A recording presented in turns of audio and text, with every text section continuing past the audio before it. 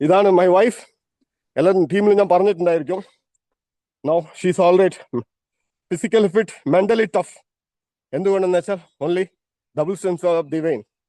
Okay, super. എൻ്റെ ഭാര്യ report എൻ്റെ അടുത്തുണ്ട്. കിഡ്നി, ക്രിയാറ്റിൻ ലെവൽ, ഷുഗർ എല്ലാം 0 വിത്തിൻ 0. ഡോക്ടർ പറഞ്ഞു കിഡ്നി പോകും. എൻ്റെ അമ്മയപ്പം ഒരു ഹെൽത്ത് ഇൻസ്പെക്ടറാ, അയാൾ പറഞ്ഞു കിഡ്നി പോകും, മരിച്ചു പോകും എന്നൊക്കെ. So best of luck. Achieve ഈസിയായി ചെയ്യാൻ പറ്റും. Thank you. Have A nice day. Bye bye. Okay thank you. Okay, ഒരു ലൈവ് ടെസ്റ്റ് മണി, ദിവാ സീക്രട്ടിന്റെ ഒരു ലൈവ് ടെസ്റ്റ് മണിയാണ് ഇപ്പൊ നമ്മൾ കണ്ടത്. അദ്ദേഹം പറഞ്ഞു അദ്ദേഹത്തിന്റെ വൈഫ് ഒരു പഴന്തുണി പോലെ കിടന്നിരുന്നതാണ്. അതായത് വെയിറ്റ് 17 കിലോ ആയിപ്പോയെന്നാ പറഞ്ഞത്. ഇപ്പൊ നിങ്ങൾ കണ്ടു അവരുടെ വെയിറ്റ് ഏകദേശം നിങ്ങൾക്ക് ഊഹിക്കാനായിട്ട് പറ്റും. 17 കിലോ മാത്രം ഉണ്ടായിരുന്ന ഒരു വ്യക്തി, അതായത് എല്ലും തോലും മാത്രമാണ് ഉണ്ടായിരുന്നത്. 17 കിലോ നമുക്ക് ഊഹിക്കാനായിട്ടേ പറ്റില്ല, എല്ലും തോലും മാത്രം. അതായത് മരിച്ചുപോകും, തിരിച്ച് കിട്ടില്ല, അങ്ങനത്തെ ഒരു അവസ്ഥയില് ആ സ്ട്രോക്ക് വന്ന് ബെഡ് സോർ ആയിട്ട് കിടന്നിരുന്ന ആ ഒരു വ്യക്തി ഇന്ന് എന്താണ് മിറാക്കിൾ നടന്നെങ്കിൽ മാത്രമേ ഇതുപോലെ നമുക്ക് കിട്ടുള്ളൂ.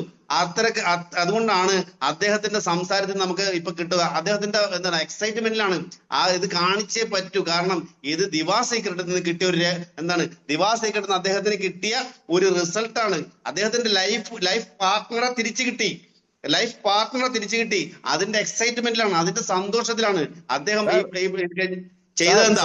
അദ്ദേഹം ചെയ്തത് പാർട്ട്ണർ തിരിച്ചു കിട്ടിയിട്ടില്ല, പ്രിയങ്ക ഗാന്ധിനെ കിട്ടി. നോക്കി എങ്ങനെയുണ്ട് മുടി, ആ സ്റ്റൈലൊക്കെ ബെറ്റർ ദാൻ ബിഫോർ. എന്റെ കൂടെ നടക്കുന്നേ സത്യം ചാലഞ്ച് ചെയ്യും. നിങ്ങൾ എന്റെ കൂടെ നടക്കാൻ പറ്റില്ല, ഓടിച്ചു കൊണ്ടുവന്നത്. But she is walking now because of divine secret. Thank you sir. Okay.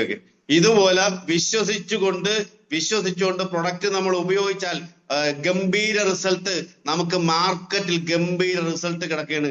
ഇതിനു വേണ്ടി നിങ്ങൾ ഫീൽഡ് വർക്ക് ചെയ്യ്.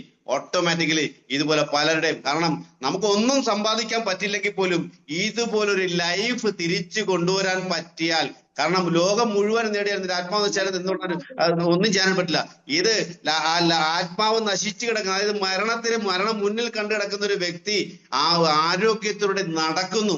ആരോഗ്യത്തോടെ നടക്കുന്നു. ഇത് നമുക്ക് ലൈഫിൽ ഒരു വ്യക്തിക്ക് കൊടുക്കാൻ പറ്റിക്കഴിഞ്ഞാൽ ഇതിൽ കൂടുതൽ എന്ത് നമ്മൾ കൊടുക്കണമെന്നായി പറയുന്നത്? എന്ത് കൊടുക്കണം?